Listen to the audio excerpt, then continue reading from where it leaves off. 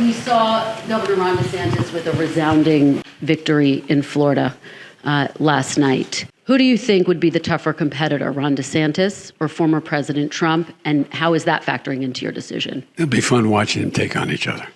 The entire genesis of that G7 conversation was tied to your predecessor, who is about to launch another campaign. So how do you reassure them, if that is the reason for their questioning, that the former president will not return, or that his political movement, which is still very strong, will not once again take power in the United States?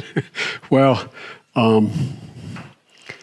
we just have to demonstrate that he will not take power by, if he does run, making sure he, under legitimate efforts of our Constitution, does not become the next president again. Republican leader Kevin McCarthy said last night that it is clear we are going to take the House back. Do you think he's probably right about that? Well, based on what we know as of today, we've lost very few seats for certain. We still have a possibility of keeping the House, but it's going to be close. And when it comes to your legislative agenda, when you were vice president, your legislative agenda basically ran into a brick wall 2 years in when Republicans took control of the House, and that lasted for the rest of the Obama presidency. Is there any way for you to prevent that same fate from happening this time around? Yes. If Republicans take control of the House? Yes, because it's going to be much closer if they take control. They can't, look, the predictions were, and again, I'm not being critical of anybody who made the predictions. I got it, okay? This is supposed to be a red wave. You guys, you were talking about us losing 30 to 50 seats, and this was going to, nowhere near, that's not going to happen. And so there's always enough people on the other team, whether it's Democrat or Republican, that the opposite party can make an appeal to and maybe pick them off to get the help. And so it remains to be seen. But look, I doubt whether or not, for example, all the talk, I'd ask I don't expect you to answer, but the rhetorical question, do you think that, On 2024, now that the votes have been cast in the midterms, 2/3 of Americans in exit polls say that they don't think you should run for re-election. What is your message to them, and how does that factor into your final decision about whether or not to run for re-election? it doesn't? What's your message to them? To those 2/3 of Americans? Watch me. Okay, one more. Very quickly.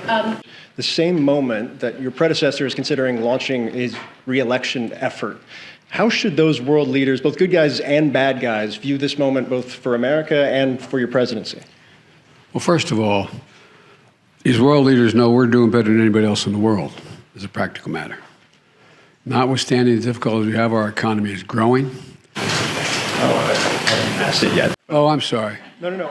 So I think the one way I would follow up on that is you noted that you felt like there was a shift in terms of people being willing to show more decency in this moment. You've often talked about breaking the fever or kind of a transition from this moment that we've faced over the last several years. Do you feel like the election is what represents that? Do you feel like the fever is broken, I guess? Well, I don't think we're going to break the fever for the super mega MAGA Republicans. How do you interpret last night's results in terms of deciding whether you want to seek another term? Is it now more likely that you will run? And what's going to be your timeline for consideration? Well, first of all, Jill and I have, and by the way, it's my wife Jill, who's held a lot more popular than I am in the Democratic Party too. But our intention is to run again. That's been our intention, regardless of what the outcome of this election was. The fact that we won, I didn't run, the fact that the Democratic Party outperformed anything anyone expected and did better than any off-year presidency since John Kennedy is one that gives everybody like, whew, sigh of relief that the mega Republicans are not taking over the government again, et cetera.